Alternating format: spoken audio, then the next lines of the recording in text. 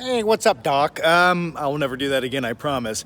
So just saw Space Jam Legacy with LeBron James, and the Razzie Award of the Year goes to LeBron James. I would say, first of all, let me say this.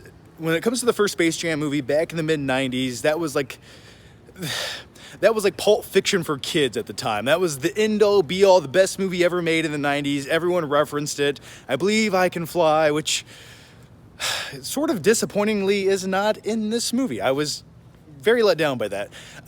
For me as a kid, I was always more into like Mortal Kombat, especially when it comes to like second grade, 1995, 1996 movies, but that's neither here nor there.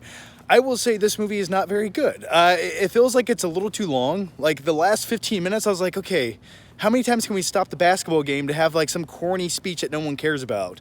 I don't want to watch LeBron James act. I really don't. And then there's a big subplot with his kid in the movie where there's. Hang on, I have like hang on. Let me set you guys down. Do you guys like the stars today? Aren't they lovely? Sorry about that. Yeah, I got a poster here.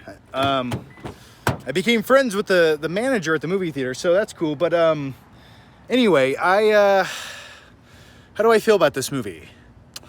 I liked all the references to other movies. That was like I liked everything except for this movie that was referenced in this movie. For example, this could have been called Warner Brothers IP the movie, because that's pretty much all the good stuff. Like there's like a quick like scene in Mad Max Fury Road where one of the characters lives in that reality. You see Danny DeVito's Penguin from Batman Returns in the audience multiple times. I'll show her my French flipper trick. I'm sorry, it's late. So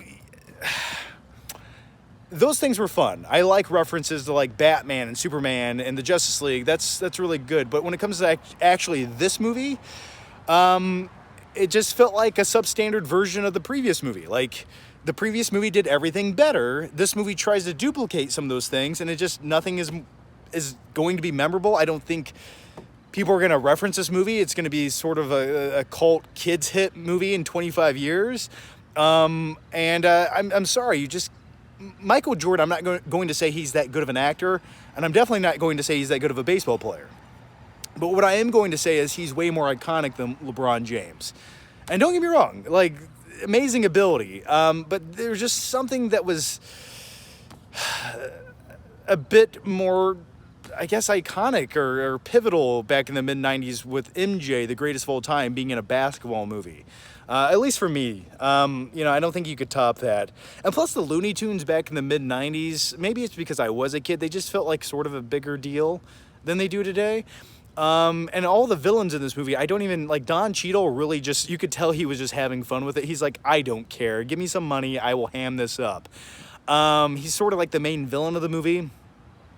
But as far as like the Goon Squad, I much preferred the villainous basketball players in the '90s version. I thought they were all way more entertaining to watch, and almost it felt like I was gonna say there's more character development with them, but that would be a blatant lie. Something about them were more enjoyable to watch. I will say the majority of this movie is shot with that classic animated style, which is cool, and then it goes into like a CG style towards like the final act of the movie, which was fine by me. But yeah, overall, I think as a kid, you like, I don't know, are you a kid? Let me know down below. But some kids might enjoy this, but I don't. But once again, it just feels too long for its own good. Like 15 minutes chopped right out of this movie. Plus the little kid subplot storyline in this movie was a little bit cringe at times. It was like a little on the nose, and they kept like repeating the same thing over and over and over. It's like, we get it. You have to add some kind of drama with a family dynamic to add a little bit more to it. I understand that, but at the same time, just give me a better movie, throw some basketball in it. Also, no spoilers, but it felt like there was a scene in this movie that they wrote in the script, and they're like, if we can get Michael Jordan to come do it, that's great. If not, we're going to make a joke out of it. And I don't feel like MJ wanted to do it, so they did in fact make a joke out of it, which was unfortunate. I truly feel like that was going to be part of it. And by the way, quick side note on MJ when it comes to Space Jam, I did a promo video a while back, and I was told if I talk about Space Jam, the original, I cannot legally say anything about MJ because there's some kind of lawsuit going on where he doesn't want to be associated with the original Space Jam for whatever reason. I don't know. I'm sure it's something to do with money. But either way, I'm going to shut up now, get in my car. But yeah, Space Jam. If you love the original, I don't feel like this is going to wow you. It's like what you've already seen before, but less than. So my motto is, if you're going to make a sequel or a new movie in a franchise, have a reason. Make it better. And I don't feel like this did anything better other than just showcase a lot of other Warner Brothers characters like Batman and Superman and things like that, which was cool. But if that's what your movie's going to rely on, I don't know. It feels like maybe the movie shouldn't exist. So anyway, yeah, let me know your guys' thoughts on Space Jam down below. Are you going to see it? Are you not going to see it? I'd recommend not seeing it. Okay, bye.